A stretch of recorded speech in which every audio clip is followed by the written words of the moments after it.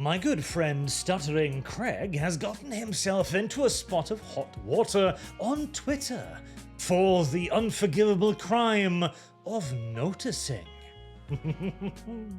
Noticing is something that ever more people are beginning to do, and our opposition on the left are becoming ever more derangedly angry at the noticing, without really being able to fully articulate why they are so enraged by this. So, what exactly did Craig notice then? Let's have a read. I was watching Netflix new series Death by Lightning. It is set in Chicago in 1880, and this establishing scene pops up. So this is the establishing scene. In the foreground, an Asian woman, 2 black men, 3 actually, and one one-legged man, all walking together downtown. It immediately struck out to me, so I looked up the actual demographics for Chicago in 1880.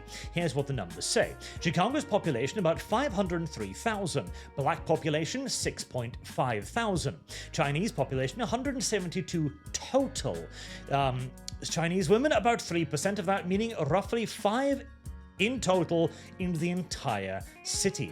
Disabled one-legged men from the Civil War era, plausible maybe 0.1 to 0.2% of the population. In fact, after the Civil War, I'd probably say that's maybe something along the total of the black population, so 1 to 2,000.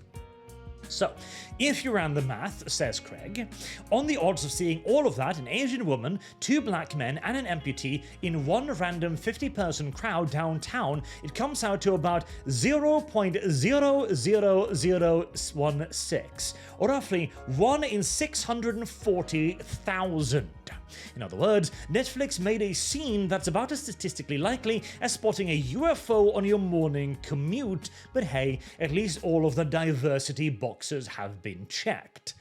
That is the noticing in question. As more and more people are noticing, isn't it weird that Achilles and Zeus are black? Are we sure that Zeus, the king of the gods in Greek mythology, was a sub-Saharan African? I don't know. What about the black female Jarl? Does that have any historical basis? I wonder indeed. Or what about Cleopatra? Perhaps she was a black woman as well? No, none of that is true. And more people are looking at it and going, this isn't a coincidence, is it? See, a shot like this doesn't just organically happen. The filmmakers don't just go, right, we're gonna need these people, and they just grab people off the street, and there you go. No, that is deliberate. Furthermore, the filmmakers also didn't go, right, 1880s Chicago, it's gonna be a lot of white people, let's make sure we get all of those front and center, and definitely no Asian women, because they were, well, sort of, kind of, practically banned at the time. But hey, details, right? No, this is a part of a political agenda, and the fact that so many people are noticing are getting a lot of people very angry. Irrationally angry. The kind of angry you get when something is bothering you a lot, but you can't quite know what. Represented by Adam here. Why does this matter so much to you guys? Why does this matter to you what color the Little Mermaid is? Why does it matter to you how many black people are on the screen at the present time? Why is this so fucking important? He screams in incoherent rage. Well, we're going to talk about that right now, using other comments to illustrate the points. Beginning with Antola News here. Statistically impossible? That's not history, Craig. That's nostalgia for segregation disguised as math. Which translates into, you're racist for noticing that. Stop. Chicago in 1880 had 503,000 people, 40% foreign-born. All white foreign-borns, 6,500 blacks, 172 Chinese, etc. You think it's implausible to see them together in one frame? Yes, that is what the statistics say. They built that city, they cleaned the streets, laid its railways, and filled its factories. Sure, but they did it to a vanishingly small percentage compared to the white populace. The pure white Chicago you imagined never existed. It was invented later to erase the people who didn't fit the myth. Oh. the white Chicago did exist, but we didn't build a myth around it. We didn't gather together with our Ku Klux Klan hoods and going, you know, the blacks are claiming Chicago for their own. We must construct our own white supremacist counter-narrative to that. No, that was simply just the historical reality of things. And goes on, history isn't supposed to comfort you, it's supposed to remind you who was written out of the picture.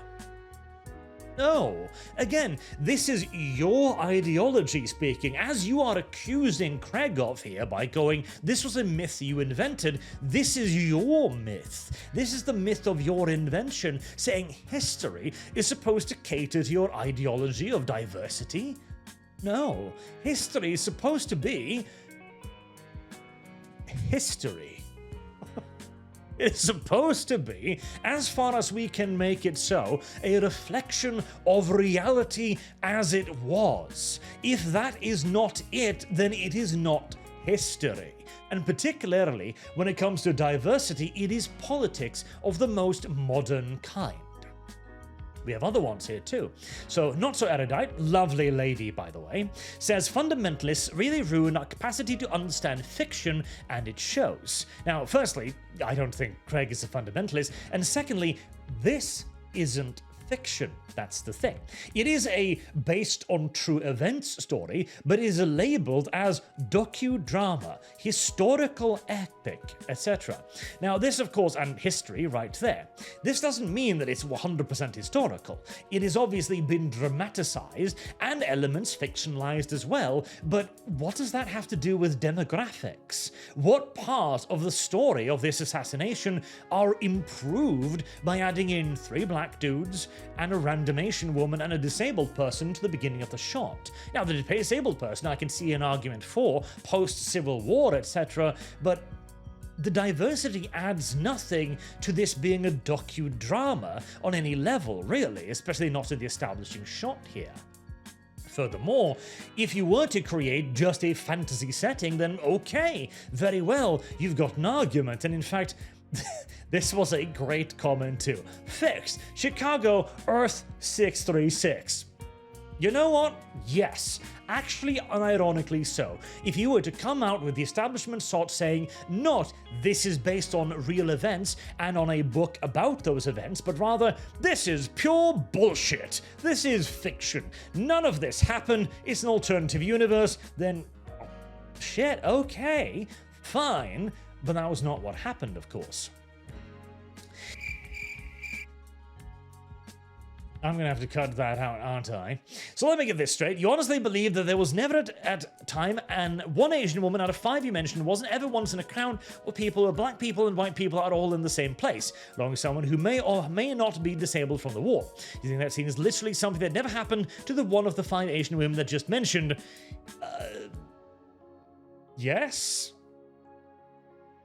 Yes, yes, yes.